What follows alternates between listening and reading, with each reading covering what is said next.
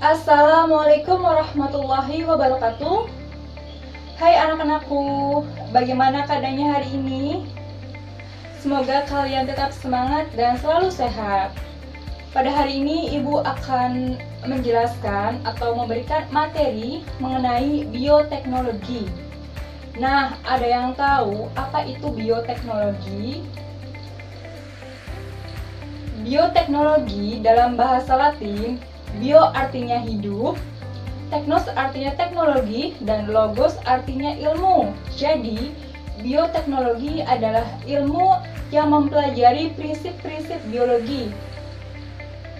Dan secara lengkap, bioteknologi adalah cabang ilmu biologi yang menggunakan organisme atau makhluk hidup dengan bantuan teknologi dalam penyediaan barang dan jasa untuk kepentingan manusia atau kehidupan. Selanjutnya, ilmu-ilmu yang digunakan dalam bioteknologi. Ada yang tahu apa saja sih? Nah, Ibu akan menjelaskan ilmu-ilmu yang digunakan dalam bioteknologi, di antaranya mikrobiologi. Mikrobiologi adalah cabang ilmu yang mempelajari sifat-sifat dan struktur mikroba. Mikrobiologi sangat mendukung kemajuan bioteknologi. Salah satunya dengan mengetahui suhu yang sesuai untuk bakteri dalam pembuatan suatu produk. Misalnya, yogurt merupakan susu fermentasi dengan menggunakan bakteri Lactobacillus bulgaricus pada suhu 40 derajat Celcius selama 2,5 jam. Kemudian ada biologi sel. Biologi sel adalah cabang ilmu biologi yang mempelajari sifat dan struktur sel. Misalnya, pengetahuan mengenai totipotensi sel-sel tanaman untuk kultur jaringan. Dan ada juga genetika, ilmu biologi yang mempelajari pewarisan sifat. Serta biokimia. Biokimia menganggap hidup adalah proses kimia. Dengan biokimia, ahli bioteknologi memperlakukan organisme sebagai bahan kimia yang dapat direkayasa atau dipadukan. Perkembangan dan aplikasi bioteknologi tradisional dan bioteknologi modern.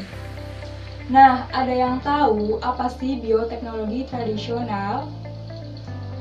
Jadi, bioteknologi tradisional adalah bioteknologi yang memanfaatkan mikroba, proses biokimia, dan proses genetik alami. Aplikasi bioteknologi tradisional diantaranya meliputi bidang pangan. Contohnya pembuatan tempe dari kacang kedelai menggunakan jamur rhizopus. Lalu ada juga yogurt dan susu dibuat dari susu sapi menggunakan bantuan bakteri Lactobacillus bulgaricus. Lalu pada bidang pertanian, contohnya hidroponik. Hidroponik adalah cara bercocok tanam tanpa menggunakan media tanah untuk menanam tanamannya. Kemudian pada bidang peternakan, pada domba angkon merupakan domba berkaki pendek dan bengkok sebagai mutasi alami, dan sapi Jersey yang diseleksi oleh manusia agar menghasilkan susu dengan kandungan krim lebih banyak. Dan pada bidang kesehatan dan pengobatan, misalnya antibiotik penisilin digunakan untuk pengobatan diisolasi dari jamur dan bakteri.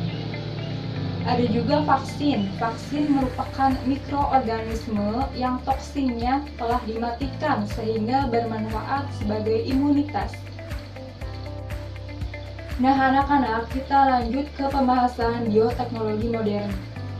Apa sih bioteknologi modern?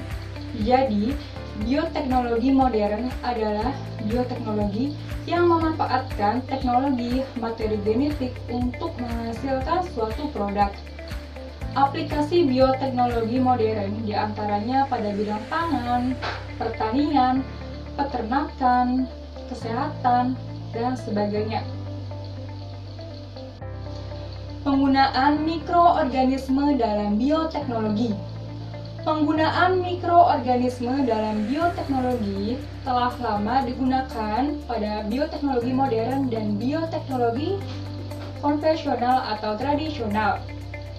Bioteknologi yang memanfaatkan mikroorganisme diantaranya pada bidang pangan, peternakan, pertanian, kesehatan, pembasmian hama tanaman, pencemaran, dan pemisahan dari logam.